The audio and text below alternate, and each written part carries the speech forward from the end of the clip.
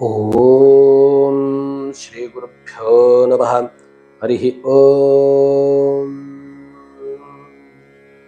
ಶ್ಲೋಕಾಧ್ಯಯನಂ ಇತ್ಯಸ್ಯಾಂ ಮಾಲಿಕಾಯಾಂ ಅದ್ಯತನ ಶ್ಲೋಕಃ ಅತ್ರ ವಿದ್ಯತೆ. ಆಗಮಾರ್ಥಂ ತು ದೇವಾನಾಂ ಗಮನಾರ್ಥಂ ತು ರಕ್ಷಸಾಂ ಕುರ್ವೇ ಘಂಟಾರವಂ ನಿತ್ಯಂ ದೇವತಾಹ್ವಾನಲಕ್ಷಣಂ. ಏತಸ್ಯ ಶ್ಲೋಕಸ್ಯ ಪದವಿಚ್ಛೇದಂ ಪಶ್ಯಾಮ. ಆಗಮಾರ್ಥಂತು ಆಗಮಾರ್ಥಂ ತು ದೇವಾನಾಂ ಗಮನಾರ್ಥಂ ತು ರಕ್ಷಸಾಂ ಕುರ್ವೇ ಘಂಟಾರವಂ ನಿತ್ಯಂ ದೇವತಾಹ್ವಾನಲಕ್ಷಣಂ. ದೇವತಾ ಆಹ್ವಾನಲಕ್ಷಣಂ. ಅರ್ಥಾನುಗುಣಂ ಅನ್ವಯಂ ಜಾನೀಮಃ. ಆಗಮಾರ್ಥಂ ತು ದೇವಾನಾಂ ಗಮನಾರ್ಥಂ ತು ರಕ್ಷಸಾಂ ದೇವತಾಹ್ವಾನಲಕ್ಷಣಂ ಘಂಟಾರವಂ ನಿತ್ಯಂ ಕುರ್ವೇ.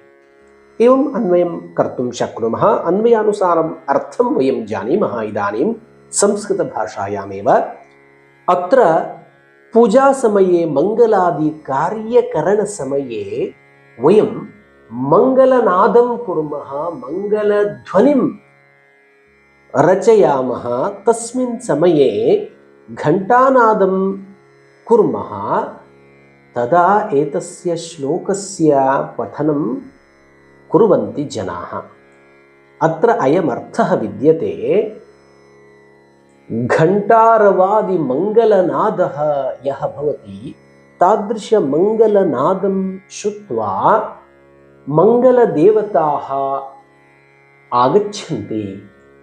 मङ्गलध्वनिः, मङ्गलविचारः, शुभविचारः, शुभवचनानि, शुभमन्त्राः च माङ्गल्यदेवतानाम् आह्वानलक्षणम्, आह्वानलाञ्छनं भवति.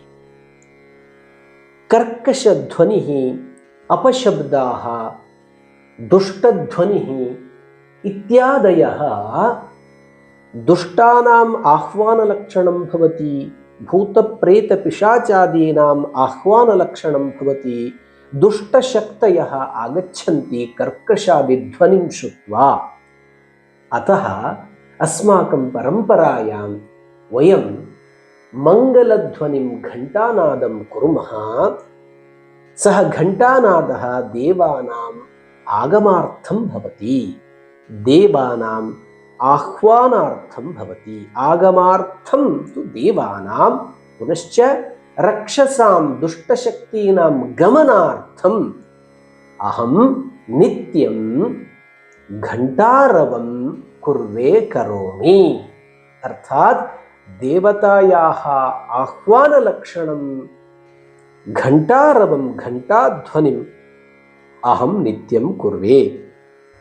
अतः गृहे मङ्गलनादः यत्र भवति, मङ्गलवचनानि यत्र भवन्ति, मङ्गलमन्त्रध्वनिः यत्र भवति, तत्र माङ्गल्यदेवताः आगच्छन्ति, वसन्ति इति अस्माकं परम्परा वर्तते. अयं श्लोकः अनुष्टुप् छन्दसि विद्यते. एकवारं गायाम. आगमार्थं तु देवानां गमनार्थं तु रक्षसां कुर्वे घण्टारवं नित्यं देवताह्वानलक्षणम्. एतस्य श्लोकस्य अभ्यासं कुर्वन्तु. पुनरपि एतादृशं श्लोकं स्वीकृत्य आगमिष्यामि. तावत्पर्यन्तं शुभमस्तु. धन्यवादः.